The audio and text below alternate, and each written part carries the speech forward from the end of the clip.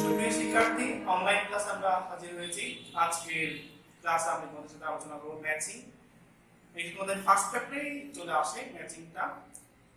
Matching নিয়ে আলোচনা করার আগে আমি তোমাদেরকে কিছু পূর্ব ধারণা দিতে চাই ম্যাচিংটা আসলে কিভাবে করতে হবে। সেটা হচ্ছে তিনটা কলাম দেওয়া থাকবে, তিনটা কলামের মধ্যে বাক্যের খন্ড খন্ড অংশ দেওয়া থাকবে, কোনোটাতে ক্লজ দেওয়া থাকবে আর কোনোটাতে হয়তো জাস্ট বাক্যের খন্ড অংশ দেওয়া থাকবে। সেখানে কনটেক্সট অনুযায়ী কোনো একটা প্যাসেজের কিছু ঘটনা আমাদের অনুযায়ী রিঅ্যারেঞ্জ করে সেটাকে সাজাতে হবে। অনেক সময় দেখা যায় যে একটা বাক্য সঠিক হয়েছে কিন্তু কনটেক্সট অনুযায়ী মিলে নেই, তখন হয়তো তোমরা পরীক্ষায় মার্কস নাও পেতে পারো। তো এখানে সবচেয়ে বড় ব্যাপারটা হচ্ছে আমরা কোনো বাক্যকে যদি দেখতে পাই তাহলে বাক্যের তিনটে অংশ বিদ্যমান আছে। একটা হচ্ছে সাবজেক্ট, আরেকটা হচ্ছে ভার্ব, আরেকটা হচ্ছে অবজেক্ট। এটা হচ্ছে সাধারণ একটা নিয়ম। এটা ছাড়াও সিম্পল কমপ্লেক্স কম্পাউন্ডের স্ট্রাকচারগুলো খুব ভালোভাবে জানতে হবে। পাশাপাশি বাক্যের আরো অনেকগুলো স্ট্রাকচার আছে, গ্রামার আছে, প্যাসিভ ভয়েস, অ্যাক্টিভ ভয়েস সম্পর্কে সম্পূর্ণ ধারণা রাখতে হবে। তাহলে হয়তো ম্যাচিং এ ভালো ফলাফল অর্জন করা সম্ভব। আজকের ক্লাসে হচ্ছে আমরা যে পদ্ধতিগুলো অবলম্বন করব সেটা হচ্ছে সর্বপ্রথম আমরা কনটেক্সট বোঝার চেষ্টা করব। বর্তমান যে ঘটনাগুলো ঘটে সেই ঘটনাগুলোর উপর ভিত্তি করে তোমাদের প্রশ্ন আসতে পারে। তাহলে কলাম ভিত্তিক আমরা বাংলা বলবো, এরপরে কলাম ভিত্তিক বাংলা পড়ার পর প্রতিটা বাক্যের সাথে কনটেক্সট মিলিয়ে আমরা একটা বাক্য রচনা করার চেষ্টা করব। তো এইখানে আমি তোমাদেরকে জাস্ট নাম্বারগুলো লিখে দেবো, নাম্বার 1 ক্লাস 2 ক্লাস 3 লিখে দেবো। পরীক্ষার খাতায় তোমাদেরকে পুরোপুরি একটি বাক্য লিখতে হবে, সে ব্যাপারটি খেয়াল রাখবে। তাহলে আমরা বোর্ডে যাই, বোর্ডের মাধ্যমে আমরা শেখার চেষ্টা করি। সুপ্রিয় শিক্ষার্থী, এখানে তিনটি কলাম দেওয়া আছে। এটা হচ্ছে column A, column B, column C. Column A এবং কলাম বি, কলাম সি এর মধ্যে আমরা প্রথম যে কাজটি করব সেটা হচ্ছে প্রতিটি কলামের যে বাক্যের অংশগুলো দেওয়া আছে সামান্তরিক সমান্তরালভাবে একটা বাংলা বের করার চেষ্টা করবে। এখানে কলামে একটা ফ্রাস্ট্রেশন দেওয়া আছে। ফ্রাস্ট্রেশন মিন্স মানে অর্থ প্রকাশ করে, হতাশা অর্থ প্রকাশ করে। এখানে কোনো ভার্ব মিন্স আছে। দ্য কজ অফ ফ্রাস্ট্রেশন, তাহলে অফ যেখানে আছে পিছন থেকে বাংলা করতে হবে। ফ্রাস্ট্রেশন অর্থ হতাশা, হতাশার কারণগুলো। এমন মধ্যে অল দ্য কজেস, অনেকগুলো কারণের মধ্যে ইকোনমিক ফ্রাস্ট্রেশন, অর্থনৈতিক হতাশা কথা বলছে এখানে। ইন আওয়ার কান্ট্রি, আমাদের দেশের মধ্যে there are many qualified young men, আমাদের দেশে অনেকগুলো যোগ্য তোমার যুবক আছে। সো সুতরাং স্টেপস, পদক্ষেপগুলো শুড বি টেকেন, নিতে হবে। আমি তোমাদের প্যাসিভ ভয়েসের কথা বলেছিলাম, ইমিডিয়েটলি, তাৎক্ষণিকভাবে, বাই দ্য গভর্নমেন্ট, সরকার দ্বারা। সেকেন্ড কলামটা আমরা দেখতে পাচ্ছি আসলে বা মাঝখানে অংশে ভার্ব অনেক সময় থাকে, অনেক সময় নাও থাকতে পারে, আগে থাকতে পারে। তাহলে প্রথম বাক্যটা ইজ মোস্টলি, বেশিরভাগ হবে গ্রেট অ্যান্ড ওয়াইড স্প্রেড, ব্যাপক এবং বেশি করে ছড়িয়ে পড়া কথা কেন বলছে। ওয়াইড স্প্রেড মানে হচ্ছে ব্যাপক করে ছড়িয়ে পড়া।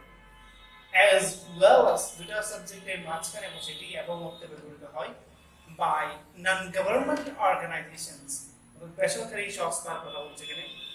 hopelessness, 3 নম্বরে আছে হতাশা, which যাহা may rightly be, যাহাকে আমরা প্রকৃতপক্ষে বলতে পারি। এরপর 4 নম্বর maybe political, হতে পারে অর্থনৈতিক। ইকোনমিক মানে অর্থনৈতিক, পলিটিক্যাল মানে রাজনৈতিক। maybe political, রাজনৈতিক, ইকোনমিক মানে হচ্ছে অর্থনৈতিক।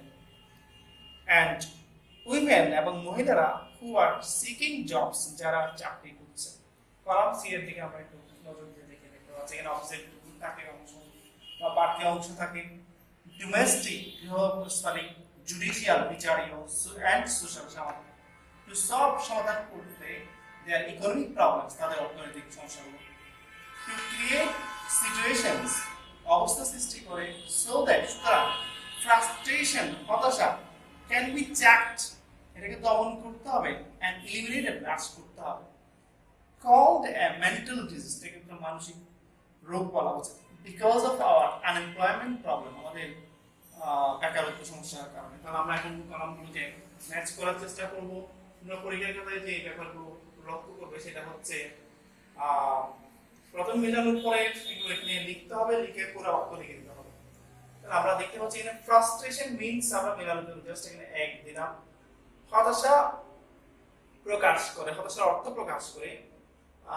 হোপলেসনেস, আশাহীনতা হুইচ মে রাইটলি বি, যেটাকে আমরা প্রকৃতপক্ষে বলতে পারি বিয়ের পরে পাস্ট পার্টিসিপল হয়, সেই ক্ষেত্রে এটা কল্ড এ মেন্টাল ডিজিজ। তাহলে বাক্যটা গিয়ে দাঁড়ালো কি, ফ্রাস্ট্রেশন মিন্স হোপলেসনেস, হতাশা অর্থ হচ্ছে আশাহীনতা, হুইচ মে রাইটলি বি, যেটাকে আমরা বলতে পারি কল্ড এ মেন্টাল ডিজিজ, মানসিক রোগ। তাহলে তোমরা এটা লিখতে পারো a প্লাস, তাহলে এখানে রাখবো 3 প্লাস এরপর লিখতে পারো 4, এবং তোমরা এটা হাইফেন দিয়ে পুরো বাক্যটা লিখে দেবে। এখানে আমরা লিখছি না, তোমরা পরীক্ষার খাতায় অবশ্যই লিখে দেবে পুরো বাক্য।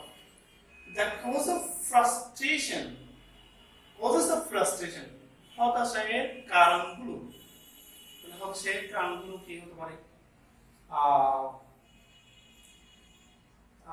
Is not is mostly great and what is pretty হবে না, আর এখানে বারবার একটা ব্যাপার দেখা যাচ্ছে।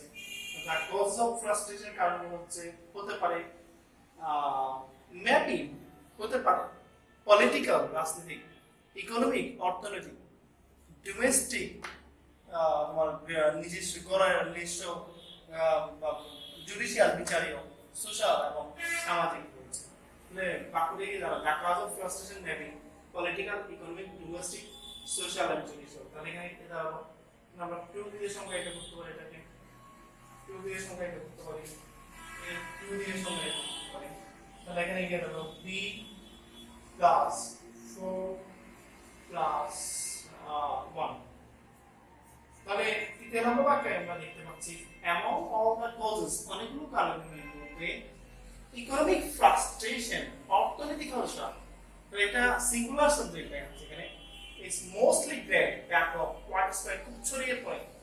তাহলে এটা কোনোভাবে কাম্য নয়। তাহলে এখানে এটার সাথে আমরা লিখতে পারি, এখানে আমরা দেখা যাচ্ছে তিনটা বাক্য হবে আছে, ওয়াইডস্প্রেড টু সলভ, এটা হবে না, টু ক্রিয়েট হবে না। তাহলে ওয়াইডস্প্রেড কেন হচ্ছে? বিকজ অফ আনএমপ্লয়মেন্ট প্রবলেম, এটা হচ্ছে না। তাহলে এখানে হচ্ছে আমরা 3 নম্বরটা খুঁজে পাচ্ছি ইকোনমিক ফ্রাস্ট্রেশন, অর্থনৈতিক হতাশা, ইজ মোস্টলি গ্রেট ব্যাপক widespread to solve the economic problems, to solve their economic problems, এটা তাদের অর্থনৈতিক সমস্যার সমাধান করা হবে না। তাহলে টু ক্রিয়েট সিচুয়েশন, এমন একটা অবস্থা সৃষ্টি করবে, তাহলে এখানে হবে যে বিকজ অফ আনএমপ্লয়মেন্ট প্রবলেম, অর্থাৎ বেকারত্ব সমস্যার কারণে অর্থনৈতিক হতাশা ব্যাপক হয়ে থাকে। তাহলে এখানে 3, এখানে 3 বাংলা করে হবে। Among all the causes, অনেকগুলো কারণের মধ্যে তাহলে আমরা দেখতে পাচ্ছি ইকোনমিক ফ্রাস্ট্রেশন, অর্থনৈতিক হতাশা, ইজ মোস্টলি গ্রেট ব্যাপক ওয়াইডস্প্রেড, খুব ভালোভাবে ছড়িয়ে পড়ে। এটা কেন ছড়িয়ে পড়লো? বিকজ অফ আনএমপ্লয়মেন্ট প্রবলেম, বেকারত্ব সমস্যা না থাকার কারণে। তাহলে আমরা এখানে লিখতে পারি c প্লাস 1 প্লাস এবং 5।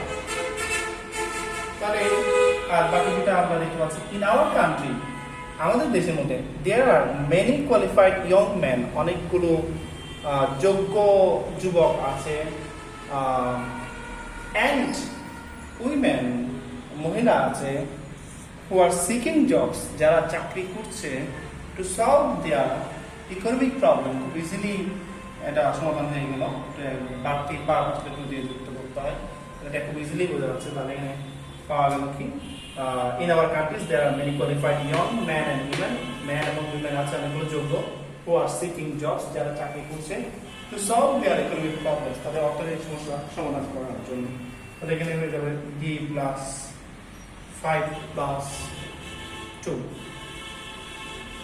তাহলে এখানে কি দাঁড়াবো? সুতরাং স্টেপস, পদক্ষেপগুলো শুড বি টেকেন, নিতে হবে, ইমিডিয়েটলি, তাৎক্ষণিকভাবে, বাই দ্য গভর্নমেন্ট, সরকার দ্বারা, অ্যাজ ওয়েল এস, এবং তাহলে এটা হবে যে 5, অ্যাজ ওয়েল এস এবং নন গভর্নমেন্ট অর্গানাইজেশন, বেসরকারি সংস্থা দ্বারা, তাহলে সরকার দ্বারা এবং বেসরকারি সংস্থা দ্বারা নেবে, টু ক্রিয়েট সিচুয়েশনস, এমন একটা অবস্থা সৃষ্টি করতে হবে, সো দ্যাট, সুতরাং যাতে ফ্রাস্ট্রেশন, হতাশা, ক্যান বি চেকড, এটা দমন করা হবে, অ্যান্ড এলিমিনেটেড, দূরীকরণ করা হবে। তাহলে পুরো বাক্যটি গিয়ে দাঁড়ালো, so steps should be taken immediately, তাৎক্ষণিক একটা পদক্ষেপ নিতে হবে, বাই দ্য গভর্নমেন্ট, সরকার দ্বারা, সরকার দ্বারা অ্যাজ ওয়েল এজ এবং বাই নন গভর্নমেন্ট অর্গানাইজেশন এবং বেসরকারি সংস্থা আছে দ্বারা টু ক্রিয়েট সিচুয়েশনস এমন একটা অবস্থা সৃষ্টি করতে হবে সো দ্যাট সুতরাং যাতে ফ্রাস্ট্রেশন হতাশা ক্যান বি চেক দমন হয়ে যায় অ্যান্ড এলিমিনেটেড দূরীকরণ হয়ে যায়। তাহলে এখানে গিয়ে দাঁড়াবো ই প্লাস 5 আমরা নিয়েছি 5 ই plus 2 plus E plus 2 plus তাহলে এখানে হলো যে ই প্লাস 2 প্লাস লাস্টে গিয়ে দাঁড়াবো যে 3 ই প্লাস 2 প্লাস 3। তাহলে আমরা একটু জাস্ট আনসারগুলো একটু দেখি। এখানে প্রথম আনসার আমরা করেছি a plus 3 plus 4 a plus 3 plus 4 এরপরে হচ্ছে b প্লাস 4 প্লাস 1 এরপর হচ্ছে c প্লাস 1 প্লাস 5 হচ্ছে 3 plus 5 plus 2 e plus 2 plus 3। তাহলে এখানে আমরা একটা জিনিস দেখতে পারি এক চোখে একবার দেখে নিয়ে বাক্যগুলো আমরা দেখে আমরা যে সিকোয়েন্স অনুযায়ী আমরা কাজ করতে পারছি কিনা দেখি শুদ্ধিকরণ করতে হবে। Frustration means hopelessness. Frustration হচ্ছে অর্থ হচ্ছে আশাহীনতা, which may rightly be called mental disease, যেটাকে মানসিক রোগ বলা হয়। The cause of frustration হতাশাগুলো অনেকগুলো কারণ হচ্ছে মেবি পলিটিক্যাল, অর্থনৈতিক হতে পারে, ইকোনমিক মানে পলিটিক্যাল হচ্ছে রাজনৈতিক, ইকোনমিক মানে হচ্ছে অর্থনৈতিক, ডোমেস্টিক নিজের ঘরোয়া কাজ মনে হতে পারে, জুডিশিয়াল বিচার বিভাগীয়, সোশ্যাল সামাজিক। এবং all the causes অনেকগুলো কারণ মধ্যে ইকোনমিক ফ্রাস্ট্রেশন অর্থনৈতিক হতাশা ইজ মোস্টলি গ্রেট ব্যাপক এন্ড ওয়াইড স্প্রেড ছড়িয়ে পড়ে বিকজ অফ কারণটা হচ্ছে আনএমপ্লয়মেন্ট প্রবলেম, টাকার সমস্যার কারণে। ইন আওয়ার কান্ট্রি আমাদের দেশে there are many qualified young man and women, অনেকগুলো যুবক যোগ্য যুবক আছে আর সিকিং খুঁজছে জবস চাকরি to solve their economic problems, তাদের অর্থনৈতিক সমস্যা সমাধান করার জন্য। So, সুতরাং steps should be taken, পদক্ষেপগুলো নিতে হবে immediately তাৎক্ষণিক by the government Sarkar as well as by non-government organization, বেসরকারি সংস্থা দ্বারা to create situation এমন একটা অবস্থা সৃষ্টি হবে so that frustration can be checked, হতাশাকে দমন করতে হবে and eliminated, দূরীকরণ করতে হবে। টোটাল জিনিসটাকে দাঁড়াবো সেটা হচ্ছে সুপ্রিয় শিক্ষার্থীরা এখানে যে জিনিসটা দাঁড়ানো সেটা হচ্ছে transformation of sentences simple complex compound স্ট্রাকচারগুলো জানতে হবে, ডিগ্রির মধ্যে পজিটিভ কম্পারেটিভ কোয়ালিটি জানতে হবে, passive voice active voice must be জানতে হবে এবং পাশাপাশি আরো অনেকগুলো বাক্যের স্ট্রাকচার আছে তোমরা কমপ্লিটিং সেন্টেন্সের মধ্যে শিখেছো, এই স্ট্রাকচারগুলো জানতে হবে। যে স্ট্রাকচার ব্যবহার করো না হোক না কেন যাতে তোমরা বাক্যকে গঠন করতে পারো সেটা সক্ষমতা রাখতে হবে। পাশাপাশি অনেক কনটেক্সট বুঝে আনসার করতে হবে। যেমন আজকে আমরা হতাশা নিয়ে কথা বলেছি, হতাশার যে কারণগুলো ছিল সেগুলো নিয়ে আমরা আলোচনা করেছি। তো এখানে আমরা আরো দুইটি এক্সারসাইজ তোমাদেরকে দেওয়া হবে, তোমরা সেই এক্সারসাইজগুলো নিজেরা বাসায় করবে এবং কোনো কিছু সাহায্য না নিয়ে। আমি যেভাবে এখানে চর্চা করেছি, প্র্যাকটিস করেছি, বাংলা করেছি, পাশাপাশি তোমরা যেগুলো কমেন্ট বক্সে আনসারগুলো দিতে পারো। পরবর্তী সময়ে আমরা এগুলো নিয়ে সব ক্লাস করার চেষ্টা করব। তোমাদেরকে আরো বেশি সংযুক্ত হওয়ার আহ্বান জানাচ্ছি এবং আমাদের এই অনলাইন ক্লাস থেকে উপকৃত হওয়ার আহ্বান জানিয়ে আগামী এই ক্লাসগুলো যাতে তোমার বন্ধুরা দেখতে পারে সেটা শেয়ার করবে সবার মাঝে, সেটা প্রত্যাশা নিয়ে সকলের সুস্বাস্থ্য কামনা করে আজকের ক্লাস আমি এখানেই বিদায় নিচ্ছি। খোদা হাফেজ।